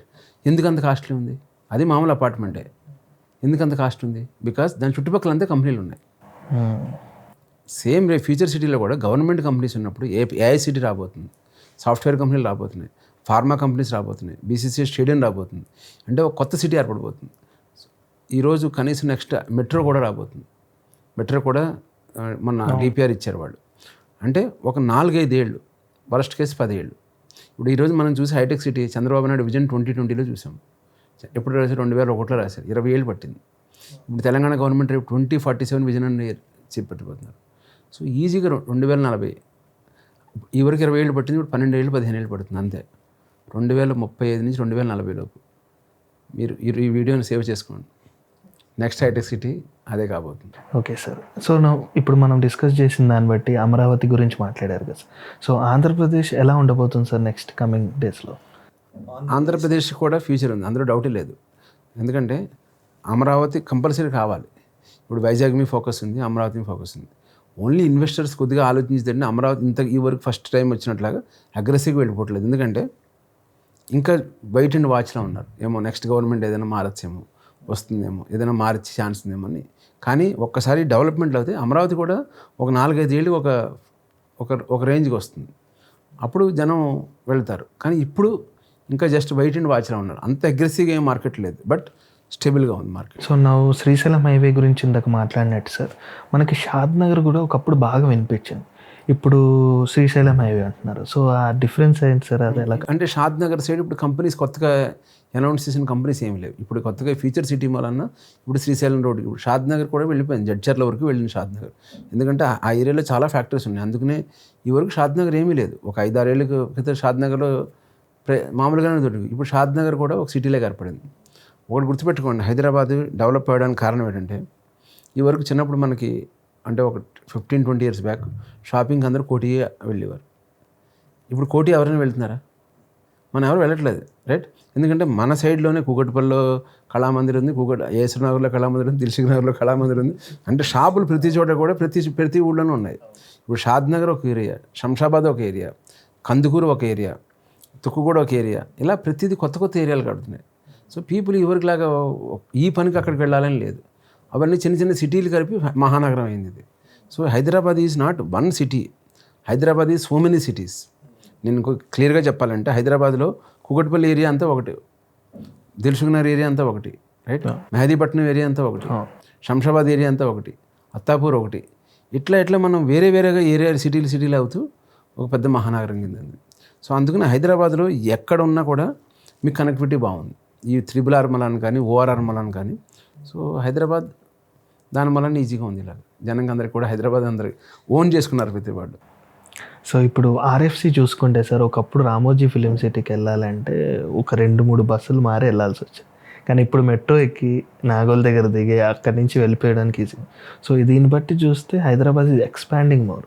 సో ఫ్యూచర్లో ఇంకెంత ఎక్స్పాండ్ అవ్వచ్చు? దీనికి ఏమైనా అడ్డుగోడ ఉందా, లేదా స్టాప్ ఎక్కడైనా? అదే ఫ్యూచర్ చెప్తాను కదా, RRR వరకు హైదరాబాద్ కాబోతుంది. ఇప్పుడు మీరు ఈ వరకు మనకి సపోజ్ విజయవాడ వెళ్ళాలంటే సిటీలోంచి వెళ్ళేవాళ్ళం. ఇప్పుడు ఇక్కడ నుంచి హైటెక్ సిటీ నుంచి ఓఆర్ఆర్ ఎక్కితే డైరెక్ట్గా రామోజీ ఫిలిం సిటీ దగ్గర దిగుతున్నాం. ఈ వరకు ఇంకా మీరు నాగోల్ కూడా మన కార్లో పెడితే రామోజీ ఫిలిం సిటీ డైరెక్ట్గా దిగుతాం. ఓఆర్ఆర్ దిగారంటే రామోజీ ఫిలిం సిటీ, రైట్? తర్వాత RRR సేమ్ మీరు ఇక్కడ కొద్దిగా ఎదురుగా RRR ఎక్కారంటే చౌటప్పల్ దిగుతారు. మన గడ్కరీ గారు మీటింగ్లో కూడా చెప్తున్నారు, హైదరాబాద్ విజయవాడ గ్రీన్ఫీల్డ్ హైవే చేస్తున్నారు, 2.5 hours విజయవాడ. ఎందుకు అంటే కనెక్టివిటీ బాగా పెరుగుతుంది. సో ఎక్కడైతే ఇన్ఫ్రాస్ట్రక్చర్ బాగా పెరుగుతుందో అక్కడ దూరాలు తగ్గిపోతాయి. ఇక్కడ నాట్ ఓన్లీ పూర్వం, నేను చైనా చాలాసార్లు వెళ్ళాను. చైనాలో బుల్లెట్ ట్రైన్స్ కానీ రోడ్లు కానీ చాలా బాగుంటాయి. దాని వల్ల ఇప్పుడు సపోజ్ రాజమండ్రి లాంటి డిస్టెన్స్ మనకి ఇప్పుడు 8 అవర్స్ మినిమం. ఇప్పుడు వందే భారత్ 7 అవర్స్ 8 అవర్స్ పడుతుంది. అది మీరు బుల్లెట్ ట్రైన్ ఎక్కారంటే 2 అవర్స్లో వెళ్తారు, 250 km/h. సో ఇవన్నీ జరుగుతాయి, మనం చూస్తాం. అండ్ అప్కమింగ్లో కిలోమీటర్స్ క్యాల్కులేట్ చేయరు సార్, ఓన్లీ అవర్స్ టైం. నేను ఇందాక అదే చెప్పాను, హైటెక్ సిటీ నుంచి కూకట్పల్లి ఎంత దూరమో హైటెక్ సిటీ నుంచి కందుకూరు అంతే దూరం. డిస్టెన్స్ కాదు, టైం. రైట్, అంతే కదా. ఇది 1 అవరే పడుతుంది, ఇది 1 అవరే పడుతుంది. ఇక్కడ ఇది హైవే మీద ఉంది, ఇది రోడ్ లోకల్లో ఉంది. So people will not bother about the distance. ఎందుకంటే రేపు ఫ్యూయల్ అయితే మీరు కార్ ఉందనుకోండి, కూకట్పల్లి 1 అవర్ అయితే ఎంత టైం పడుతుందో హైవేలో 1 అవర్ అయినా కూడా అంతే ఫ్యూయల్ పడుతుంది. Right. So what makes difference? 30 కిలోమీటర్లైనా 60 కిలోమీటర్లైనా డిఫరెన్స్ లేదు, కనెక్టివిటీ బాగుంటాయి. So that is what government is acting on this. 3R కానీ ORR కానీ ఇవన్నీ కనెక్టివిటీ పెరగడం వలన జనం అందరూ సిటీ అంతా స్ప్రెడ్ అవుతున్నారు. So coming to the point sir, 2030లో హైదరాబాద్ రియల్ ఎస్టేట్ ఎలా ఉండబోతుంది, మీరు ఎలా ప్రెడిక్ట్ చేస్తున్నారు? నేను ఇందాక మీకు చెప్పాను, by 2040 70% population will move to city only. So Hyderabad జనాభా 2040కి నేను ప్రెడిక్ట్ చేసిన ప్రకారం కనీసం 3 నుంచి 4 కోట్ల మంది జనాభా ఉంటారు హైదరాబాద్లో. 3 నుంచి 4 కోట్లు. సో 2030కి హైదరాబాద్ ఎలా కాబోతుందంటే ఫ్యూచర్ సిటీ డెవలప్ కాబోతుంది, 3R కంప్లీట్ కాబోతుంది, మెట్రో ఎయిర్పోర్ట్ ఎక్స్పాండ్ కాబోతుంది. సో ఇవన్నీ అవుతాయి. ఇమాజిన్ హైదరాబాద్ ఎక్కడ ఉంటుంది? ఇవరకు మెట్రో లేని హైదరాబాద్ ఎలా ఉంది? ఇవరకు మియాపూర్లో మెట్రో వచ్చిన తర్వాత భూముల రేట్లు పెరిగాయి, నాగోల్లో మెట్రో వచ్చిన తర్వాత రేట్లు పెరిగాయి. ఇవరకు నాగోల్ నుంచి హైటెక్ సిటీ పని చేయడానికి ఎవరు వచ్చేవారు కాదు. ఇప్పుడు నాగోల్ నుంచి హైటెక్ సిటీ పని చేయాలంటే 1/2 అవర్ 40 minutes హైటెక్ సిటీకి మెట్రో ఎక్కుతారు. ఒక మూవీలో కూడా విన్నాను సార్, కుక్కట్పల్లిలో ఎవరైనా కొంటారా భూములు, చాలా అడవి ఉండేదని. అప్పట్లో ఒకడు ఉండేవాడు సినిమా, అది దాంట్లో నేను కూడా చూసాను. అదే ఇప్పుడు అంతే. మేము ఇక్కడ హైదరాబాద్లో 1992 అప్పుడు JNTU లాస్ట్ స్టాప్. JNTకి తర్వాత ఒక బస్సు ఉండేది కాదు, ఫిల్మ్ నగర్ చెక్ పోస్ట్. మీరు ఇప్పుడు చెక్ పోస్ట్ చూసారు, జూబ్లీహిల్స్ చెక్ పోస్ట్ ఉండే, ఎక్కడైనా చెక్ పోస్ట్ ఉందా? ఈ వరకు చెక్ పోస్ట్ ఉండేది, అదే లాస్ట్ స్టాప్. చెక్ పోస్ట్ తర్వాత ఏమి ఉండేది కాదు. ఇప్పుడు చెక్ పోస్ట్ తర్వాత ఏముంది? చాలా ఉంది. అక్కడ నుంచే సిటీ స్టార్ట్ అవుతుంది ఇప్పుడు నిజంగా చెప్పాలంటే. రైట్. సో ఇవన్నీ అవుతాయి. ఏంటంటే మీరు రియల్ ఎస్టేట్లో ఓపిక ఉండాలి ఫస్ట్. రియల్ ఎస్టేట్లో ఓవర్ నైట్ మిరాకిల్స్ కావు. మీరు ఒక ల్యాండ్ కొన్నారంటే ఈరోజు రాత్రి రేపు పొద్దున్నకి డబుల్ అయిపోదు. ఏ గవర్నమెంట్లోనే కొనండి, ఏ పార్టీ ఉన్నా కొనండి, నష్టమేం లేదు. ఎందుకంటే ఈరోజు కాకపోతే రేపు అవుతుంది. But over a period graphs చూసుకుంటే డెఫినెట్గా ఇలాగే ఉంటుంది. ఈరోజు ఇలాగ ఉండొచ్చు, రేపు ఇలాగ ఉండొచ్చు, రేపు ఇలాగ ఉండొచ్చు, ఇలాగ ఉండొచ్చు, కానీ ఓవర్ ఏ పీరియడ్ గ్రాఫ్ ఇలాగే ఉంటుంది. సో మీకు ఆ ఓపిక ఉండాలి. రియల్ ఎస్టేట్లో చాలామంది ఏం చేస్తే ఈరోజు ల్యాండ్ కొని రేపు అమ్మేద్దామా, ఇదేమి ట్రేడింగ్ ఏం కాదు, ఇది నాటే దాని అంటారు జాక్పాట్ కాదు ఇది. రియల్ ఎస్టేట్లో ఓపిక ఉండాలి. ఏ ఊర్లోనూ ల్యాండ్ కొనండి, కరెక్ట్ రేట్లో కొనండి, కరెక్ట్ కంపెనీతో కొనండి, అంతే. ఎక్కడైనా కొనండి, కానీ ఓపిక ఉండాలి. 5 ఏళ్ళు 10 ఏళ్ళు. ఇప్పుడు ఎవరైనా సరే గుర్తుపెట్టుకోండి, ఈరోజు మనం మాట్లాడుతున్నాం. నేను 2016లో నేను ఒక ల్యాండ్ కొన్నాను, ఎకరం 12 లక్షలు, హైదరాబాద్కి 40 కిలోమీటర్ల దూరం, దామరకుంటాను ఊర్లో కొన్నాను. ఈరోజు ఎకరం 1.5 అక్కడ. హైదరాబాద్కి ఇప్పుడు ఇది ఎక్కడైనా దగ్గరలో 12 లక్షలకి 15 లక్షలకి ఎకరం దొరుకుతుందా? ఇప్పుడు ఎక్కడ దొరకదు. 100 కిలోమీటర్లు వెళ్ళినా కూడా దొరకదు. సో ఈరోజు ఎంత దొరుకుతుందో అదే రైట్ ప్రైస్. మనందరూ ఒక ఆలోచన ఏంటంటే కొనుక్కుందాం రోజున అవి బాబా ఎక్కువ ఉంది అనుకుంటారు. ఏమీ ఎక్కువ ఉండదు. మీరు అనుకున్న దానికంటే మార్కెట్ అటు ఇటు ఉండొచ్చు, ఒక 10 రూపాయలు ఎక్స్ట్రా ఉండొచ్చు. కొనండి, ఈరోజు నష్టమేం లేదు. డెఫినెట్గా ఆ డబ్బులు మీకు రికవర్ అవుతాయి. There is no right price in the real estate. Real ఎస్టేట్లో ఇది కరెక్ట్ ప్రైస్ అనేది ఎప్పుడూ ఉండదు. మీ అవసరం నా అవసరం అంతే. అవసరం ఉంటే అంతే కొంటాం, అవసరం లేకపోతే అంతగానే అమ్మం. కరెక్టే కదా. సో చాలామంది ఏం చేస్తారంటే ఇది రైట్ ప్రైసా, ఇది రైట్ ప్రైసా అనుకుంటారు. రైట్ ప్రైస్ కాదు, ల్యాండ్ కొనడం right. There is no right price. Buying right is right. ఈ రోజు కొనడం అంతే. ఎంత అవుతుంది? 3 ఏళ్ళు కాకపోతే 4 ఏళ్ళే పెరుగుతుంది, 4 ఏళ్ళు కాకపోతే 5 ఏళ్ళే పెరుగుతుంది, పక్కా పెరుగుతుంది. ఎందుకంటే భూమి మీద ల్యాండ్ ఇది కాన్స్టెంట్. మనం జనాభా పెరుగుతున్నాం తప్ప ల్యాండ్ పెరగట్లే కదా. సో డెఫినెట్గా ల్యాండ్కి వాల్యూ ఉంటుంది. ఎంత ఎక్కువ కొంటే అంత కొనండి, ఎంత ఓపిక ఉంటే అంత కొనండి, కానీ ల్యాండ్ మీద రేట్ పెట్టాలి. ఇంకెందుకంటే ఎవరికి చదువుకున్న వాళ్ళైనా రాజకీయ నాయకులైనా సినిమా వాళ్ళైనా ప్రతి వాళ్ళు పెట్టేది ఎండ్ ఆఫ్ ది డే అక్కడ ల్యాండే. మన డబ్బులన్నీ సంపాదించి పెద్ద పెద్ద ఫార్మా కంపెనీలు అన్నీ ఉన్నాయి. ఈరోజు వాళ్ళందరూ రియల్ ఎస్టేట్లోనే ఉన్నారు. రైట్. పెద్ద పెద్ద కంపెనీలు, సాఫ్ట్వేర్ కంపెనీలు ఉన్నారు, వాళ్ళు రియల్ ఎస్టేట్లోనే ఉన్నారు. So everybody in real estate. నేను ఒక చిన్నప్పుడు ఒక సామెత చదివాను, మెక్డొనాల్డ్ బిజినెస్ ఏంటి? Burgers. But they're in real estate. Burger అనుకుంటాం మనందరూ. మెక్డొనాల్డ్ వాళ్ళకి ఎండీని ఒకసారి అడిగితే they are in real estate. ప్రతి సిటీ సెంటర్లో వాళ్ళ ప్లేస్ ఉంటుంది. They buy and then they give to it. So over a period దేనికి ప్రైస్ ఎక్కువ ఉంటుంది? బర్గర్లు అమ్ముకోపోయినా పర్వాలేదు, ల్యాండ్కి వాల్యూ పెరుగుతుంది. True sir. McDonald business is real estate. మీరు ఒకటి గుర్తుపెట్టుకోండి, బాంబేలో ఒకప్పుడు మిల్స్ ఉండేవి, తర్వాత అవన్నీ పెద్ద పెద్ద వెంచర్స్ అయిపోయాయి. వాళ్ళ జీవితకాలంలో సాధించలేని డబ్బులు రియల్ ఎస్టేట్ మీద సాధించారు. హైదరాబాద్లో కూడా చాలా ఉంది. ఇప్పుడు అదంతా ఎందుకు, ఇక్కడ మనకి కూకట్పల్లి దగ్గర పెద్ద కంపెనీ ఉండేది వరకు. ఆ రోడ్డు ఏంటిది, ఐడియల్ రోడ్. ఈరోజు అక్కడ అన్ని వెంచర్స్ ఉన్నాయి, పెద్ద పెద్ద హానర్ అపార్ట్మెంట్స్ ఇవన్నీ ఉన్నాయి, రైట్. ఇప్పుడు ఎంత కాస్ట్ ఉంది ఆ ఏరియా? ఎకరాల్లో కంపెనీ ఉండేది. సో ఎక్కడైనా సరే గుర్తుపెట్టుకోండి, ఇప్పుడు ఈవెన్ ఓషన్ పార్క్ ఇప్పుడు సిటీ మధ్యలో గండిపేటలో ఉంది. ఓషన్ పార్క్ వచ్చిన డబ్బుల కంటే ఓషన్ పార్క్ ఉన్న ల్యాండ్ వాల్యూ ఎక్కువ. ఓషన్ పార్క్ 20-30 ఏళ్ళలో సంపాదించిన డబ్బుల కన్నా ఓషన్ పార్క్కి ఉన్న ల్యాండ్ వాల్యూ ఎక్కువ ఈరోజు. So land is more important. So ఇంత డిస్కషన్లో సార్ ముంబై గురించి మాట్లాడుతున్నప్పుడు, ముంబైలో స్క్వేర్ ఫీట్ లాగా అమ్ముతారంట కదా సార్, నాట్ ల్యాక్స్. ఇంకా మీకు ఇంకా ఫ్యూచర్ ఎలా ఉండబోతుంది? హైదరాబాద్లో ఇంకా వేరే lucky square yards. Mumbai square feet, Bengaluru square feet, ఇవన్నీ స్క్వేర్ ఫీట్లోనే వాల్యూ. ఎందుకంటే వాల్యూ పెరిగిపోతుంది. ఇంకా హైదరాబాద్లో మనకి ల్యాండ్ కనీసం ల్యాండ్ దొరుకుతుంది, విల్లాస్ దొరుకుతున్నాయి. ఇప్పుడు అంబానీ అంత పెద్ద ఇల్లు ఇలా వెర్టికల్గా ఎందుకు కట్టారు? అదే డబ్బులు మన ఇండియాలో ఉండే, ఇక్కడ హైదరాబాద్లో ఉంటే ఎకరాల్లో విల్లా కట్టుకుందరు, కరెక్ట్. ఎందుకు కట్టుకోలేకపోతున్నాం మరి? అక్కడ ల్యాండ్ వాల్యూ అంత. సో అక్కడ అందరూ వెర్టికల్గానే వెళ్ళాలి. సో మనకు అదృష్టం ఏంటంటే మనకి ఇంకా స్క్వేర్ యార్డ్స్లో అమ్ముతున్నాం. So Hyderabad real estate past present ఎలా ఉంది సార్? దాని డిఫరెన్స్ ఏమైనా రియల్ ఎగ్జాంపుల్స్ చెప్తారా? ఎందుకు లేదు, ఇప్పుడు ఫాస్ట్ అంటే ప్రపంచం 1990 నుంచి ప్రపంచం మారడం జరిగింది. ప్రతిది not only real estate, any area. అంతకుముందు డెవలప్మెంట్ అవడానికి 100 ఏళ్ళు పడితే ఈ 10 ఏళ్ళు ఆ డెవలప్మెంట్ కనపడుతున్నాయి. ఇప్పుడు మనందరూ టీవీల రోజు నుంచి రేడియోల నుంచి రోజు కంప్యూటర్స్, మొబైల్స్ వచ్చాయి. ఇవన్నీ ఎంత ఎన్నాళ్ళు జరిగింది? 20 ఏళ్ళు 25 ఏళ్ళలోనే జరిగింది, రైట్. ఒక చిన్న కీబోర్డ్ ఫోన్ నుంచి ఇప్పుడు స్మార్ట్ ఫోన్స్కి వచ్చాయి. అంటే డెవలప్మెంట్ చాలా బాగా జరుగుతున్నాయి. సేమ్ హైదరాబాద్ కూడా 2000 వరకు హైదరాబాద్ ఒక ఎత్తు, 2000 నుంచి 2025 వరకు హైదరాబాద్ ఒక ఎత్తు. సంపద పెరుగుతుంది. ఇప్పుడు ఇండస్ట్రీస్ వరకు గవర్నమెంట్ ఉద్యోగాలే జయం అనుకునేవారు, ప్రైవేట్ ఉద్యోగాలు అంటే 5,000 10,000 రూపాయలు శాలరీ అనుకునేవారు. ఇప్పుడు ప్రైవేట్ ఉద్యోగాలే ఎక్కువ ఉన్నాయి గవర్నమెంట్ ఉద్యోగాల కంటే. సో ప్రతి వాళ్ళు మన ఇక్కడ ఆంధ్ర తెలంగాణలో మన ఫ్యామిలీ నుంచి ప్రతి మెంబర్ అమెరికాలో ఉన్నాడు ఈరోజు. ఈ డబ్బులన్నీ ఎక్కడికి వస్తున్నాయి? ఎండ్ ఆఫ్ ది డే వాళ్ళు మళ్ళీ మన ఊర్లోనే పెట్టాలి. ఇప్పుడు ప్రజెంట్ ఉన్న అమెరికా పాలసీలు మన మళ్ళీ వెనక్కి వచ్చేవాళ్ళు ఎక్కువ ఉన్నారు తప్ప అమెరికా వెళ్ళాలని కోరిక తగ్గిపోయింది చాలామందికి. సో హైదరాబాద్కి ఇప్పుడు ఇంకా ఫ్యూచర్ ఉండబోతుంది. ఎందుకంటే ఈ వర్క్ లాగా మ్యాడ్గా అమెరికా వెళ్ళిపోవట్లేదు. నేను ఎక్స్పెక్ట్ చేసేది 2025 నుంచి 2040 వరకు హైదరాబాద్ ఇప్పటి నుంచి ఎంత పెరిగిందో దానికంటే డబల్ పెరిగే ఛాన్స్ ఉంది.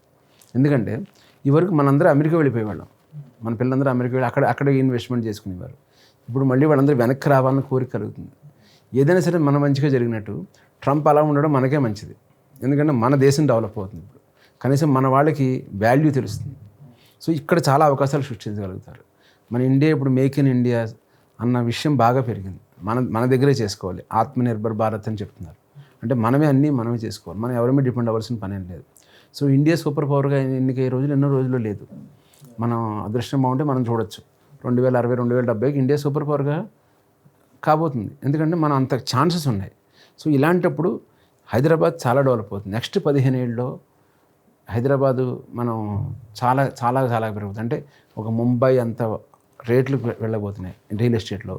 డెవలప్మెంట్లు ఇంకా ఒక చంద్రబాబు నాయుడు చెప్పారు షంఘాయ్, అట్లా చైనాలో షంఘాయ్ ఎట్లా ఉన్నాయి ఆ టైప్లో ఈ ఛాన్స్ ఉన్నాయి. సో హైదరాబాద్కి చాలా ఆపర్చునిటీస్ ఉన్నాయి. సో నెక్స్ట్ 15 ఏళ్ళు హైదరాబాద్కి గ్రోత్ పీరియడ్. ఇప్పటివరకు మనకి హైదరాబాద్ ఇలాగా జరిగింది, ఇప్పుడు ఇంకా సూపర్ స్పీడ్లో హైదరాబాద్కి పోబోతుంది. ఏ గవర్నమెంట్ వచ్చినా ఎవరు వచ్చినా సరే హైదరాబాద్ని ఎవరు ఆపలేరు. ఎందుకంటే హైదరాబాద్కి ఉన్న అడ్వాంటేజ్ అది. It is not because of governments. డెఫినెట్గా గవర్నమెంట్స్ ఉంటే సపోర్ట్ ఉంటుంది ఎక్కువ, కానీ ఎవరున్నా లేకపోయినా కూడా మార్కెట్ వెళ్ళే ఛాన్స్ ఉంది హైదరాబాద్కి. సో 2040కి Hyderabad is a number 1 country in India అయ్యే ఛాన్స్ ఎక్కువ రోజులు లేదు. Yes sir. So we had a nice discussion and sir thank you for coming. And ఇంకో లాస్ట్ క్వశ్చన్ ఏంటంటే, the school of real estate అంటే ఏంటి సార్? దాని కొద్దిగా బ్రీఫ్ చేయండి. మనకి ఇండియాలో రియల్ ఎస్టేట్ ఒక స్కూల్ లేదు. ఒక డాక్టర్ అవ్వాలంటే మనం MBBS చదువుకోవాలి, ఒక ఇంజనీర్ అవ్వాలంటే బీటెక్ చదువుకోవాలి. రియల్ ఎస్టేట్ అవ్వాలంటే ఎవరు చెప్పలేదు. ఎవరు ఇష్టం వచ్చినట్టు వాళ్ళు వాళ్ళ అలవాట్లో వాళ్ళు బిజినెస్ చేస్తున్నారు. దాన్ని ఒక ప్రాపర్గా చేయాలి. అంటే రియల్ ఎస్టేట్ని కూడా కెరీర్ కింద చేయొచ్చు. ఇప్పుడు రేపు రియల్ ఎస్టేట్ని పెద్ద మార్కెట్, రియల్ ఎస్టేట్ని కూడా కెరీర్ కింద చేయొచ్చనే ఉద్దేశంతో school of real estate మైరాన్ reminds కలిపి మేము the school of real estate అని ఒక స్టార్ట్ చేసాం. దీని పర్పస్ ఏంటంటే రియల్ ఎస్టేట్లో ఒక సర్టిఫైడ్ వెల్త్ అడ్వైజర్ని, ఒక ట్రూ అడ్వైజర్ని క్రియేట్ చేయాలని చెప్పి. ఇందాక మీకు చెప్పినట్టు రియల్ ఎస్టేట్లో ఎవరు పడితే వాళ్ళు అమ్మడానికి, ఎవరు పడితే వాళ్ళు కొనడానికి అంత ఈజీ కాదు.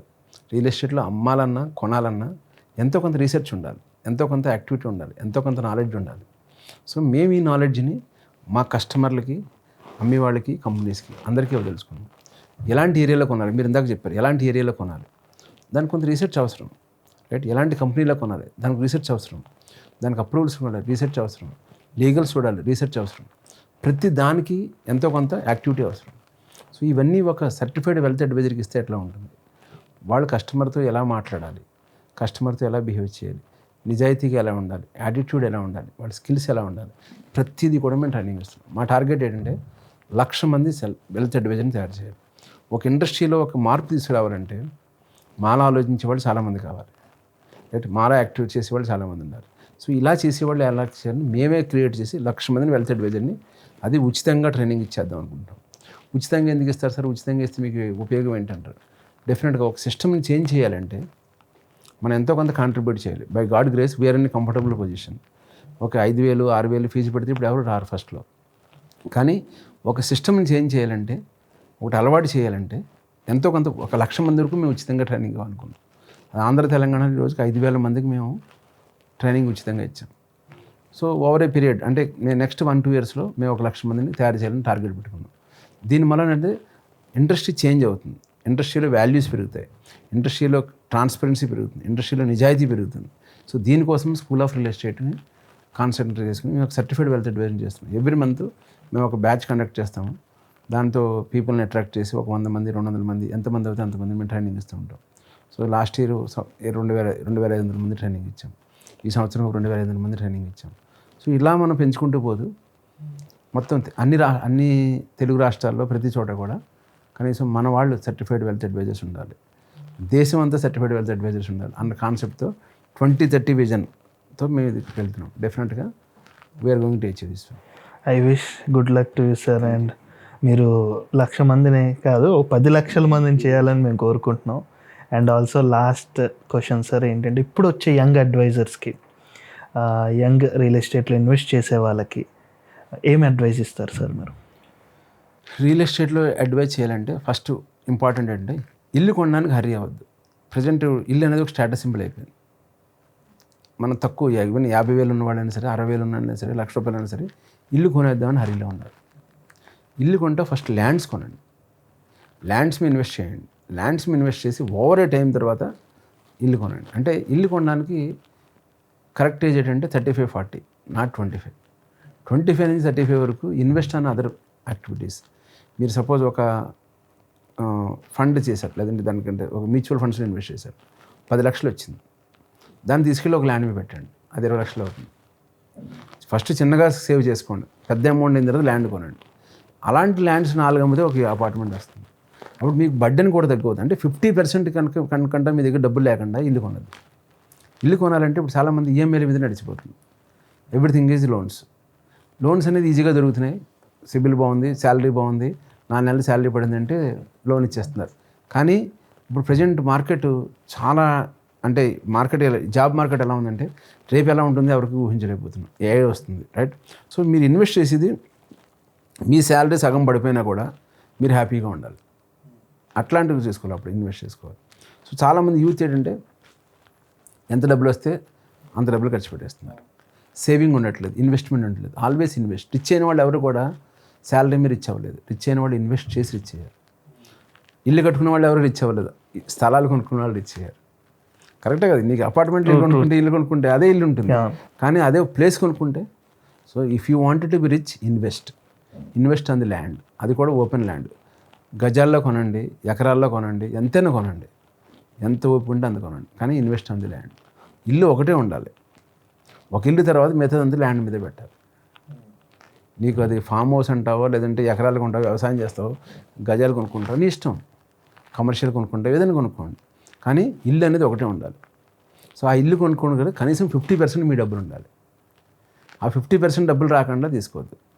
మనకి 80% లోన్ వస్తుంది, 100% లోన్ వస్తుంది అంటే అన్నీ వస్తాయి. కనీసం 50% నువ్వు పెట్టేలా ఉన్నాడు. 50% నువ్వు పెడితే నీకు ఆ రిస్క్ ఉండదు.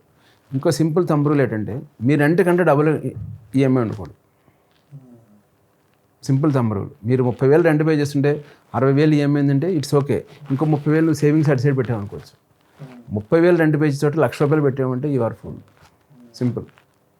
30,000 రెంట్ పే చేసే చోట నువ్వు ₹1,00,000 పెట్టి నువ్వు ఈఎంఐ కట్టుకుంటున్నావు, అదే దాంట్లో ఉన్నావు అంటే మనం అనుకుంటున్నాం మన సేవింగ్ ఏంటి పెరుగుతుంది అనుకుంటున్నాం. అపార్ట్మెంట్లకి ఒక 10 ఏళ్ళ తర్వాత దానికి వాల్యూ ఉండదు. ఇప్పుడు పెరుగుతుంది, ఇప్పుడు కనపడుతుంది, ఆర్టిఫిషియల్ కనపడుతుంది. 4,000 కొన్న ఎసెప్ట్ ఇప్పుడు 7,000 అయింది, 8,000 అయింది, 9,000 అయింది. తర్వాత 10 ఏళ్ళ తర్వాత. కానీ ల్యాండ్ అలా ఉండదు కదా. 10 ఏళ్ళ తర్వాత అది ఆగిపోతుంది. ఇప్పుడు కనపడుతుంది. ఇప్పుడు 4,000 కొన్న ఎసెప్ట్ 8,000 అయింది, గుడ్. 12,000 అయింది, 15,000 అయింది, అంతే. 20,000 దగ్గర ఆగిపోతుంది. అంటే మీ జనరేషన్ వరకునే ఉంటుంది, మీ పిల్లలకి ఉండదు. కానీ ల్యాండ్ ఎవరికైనా ఉంటుంది, ఎవర్ గ్రీన్గా ఉంటుంది సార్. సో మన జనరేషన్ వరకునే అది అపార్ట్మెంట్ వాల్యూ ఉంటుంది. ఇప్పుడు హైదరాబాద్లో స్టాండ్ వెళ్ళిన అపార్ట్మెంట్ రీసేల్ వాల్యూ అని చెప్పండి. ఎంత మంచి అపార్ట్మెంట్ అంటే రీసేల్ వాల్యూ ఉంది. ఇప్పుడు గేటెడ్ కమ్యూనిటీ మాట్లాడదాం. ఇంకో 10 ఏళ్ళు పోతే గేటెడ్ కమ్యూనిటీ గురించి ఎవరు మాట్లాడతారా? రిసార్ట్ కమ్యూనిటీ ఏర్పడచ్చు, ఏదైనా జరగచ్చు, right? So always think about that one. Land ఉంటే నీ ల్యాండ్ ఎప్పటికీ నీ ల్యాండే. So invest on lands. Investment on land is most powerful. Yes. And thank you so much for sharing your valuable views, sir. And మమ్మల్ని and మా వ్యూయర్స్ని చాలా మంచిగా educate చేశారు. Thank you sir. Thank you.